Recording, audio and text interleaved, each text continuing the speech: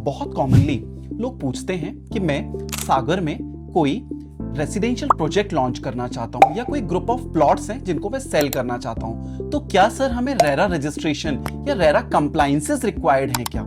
चलिए हम लोग रेरा के एंटायर कंप्लायंसेस को अनदर 30 सेकेंड्स में जानते हैं। RERA real estate regulatory authority जो है ये गवर्न होती है real estate regulation and development act 2016 से। रेरा जो है बेसिकली इसलिए फॉर्म हुआ क्योंकि जो रियल एस्टेट के जो प्रोजेक्ट्स हैं उनको बहुत प्रॉपरली रेगुलेट किया जा सके, और ये स्टेट ड्रिवन एक्ट है। तो इसका जो मेन पर्पस है वो कहीं ना कहीं यही है कि कोई भी बिल्डर्स जो अनफेयर मींस यूज करते हैं, अनवांटेड कमिटमेंट्स जो है वो अलॉटीज के साथ करते हैं, तो उसको रेगुलेट किया जा सके। इसके बाद जो एक बहुत ही कॉमन प्रैक्टिस है दैट अलॉटीज से जो भी पैसा कलेक्ट होता है उसे एस्क्रो अकाउंट में ना रखते हुए और जो एग्जिस्टिंग प्रोजेक्ट है उसमें ना यूज करते हुए कहीं और जो है बिल्डर्स यूज कर लेते थे।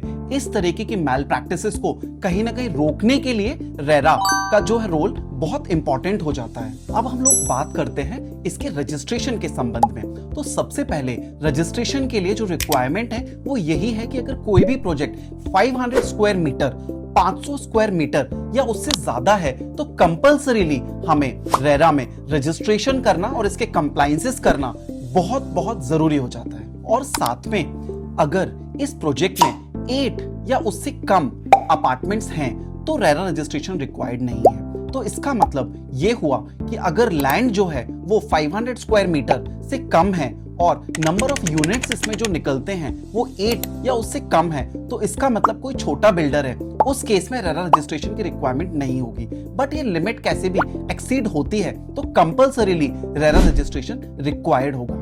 तो फाइनली हम लोग ये कह सकते हैं कि अगर आपका कोई भी प्रोजेक्ट है और हम लोग रेरा के कंप्लायंसेस को प्रॉपरली फॉलो कर रहे हैं, तो कहीं ना कहीं जो इन्वेस्टर्स हैं, जो अलॉटीज हैं, उनके अंदर भी आपको लेके बहुत ट्रस्ट डेवलप होगा। इसके साथ साथ हमारा जो प्रोजेक्ट है उसके डॉक्यूमेंटेशन को बहुत in depth RERA authorities verify कर लेते हैं, उसके बाद ही रजिस्ट्रेशन ग्रांट करते हैं। तो कहीं ना कहीं हमारा जो लैंड है उसके टाइटल राइट्स भी सुपर क्लियर हो जाते हैं। सो फाइनली ये कहा जा सकता है कि रेरा के आने से बहुत ज्यादा सिक्योरिटी जो है किसी भी रेसिडेंशियल प्रोजेक्ट ओनर्स के लिए बढ़ गई है।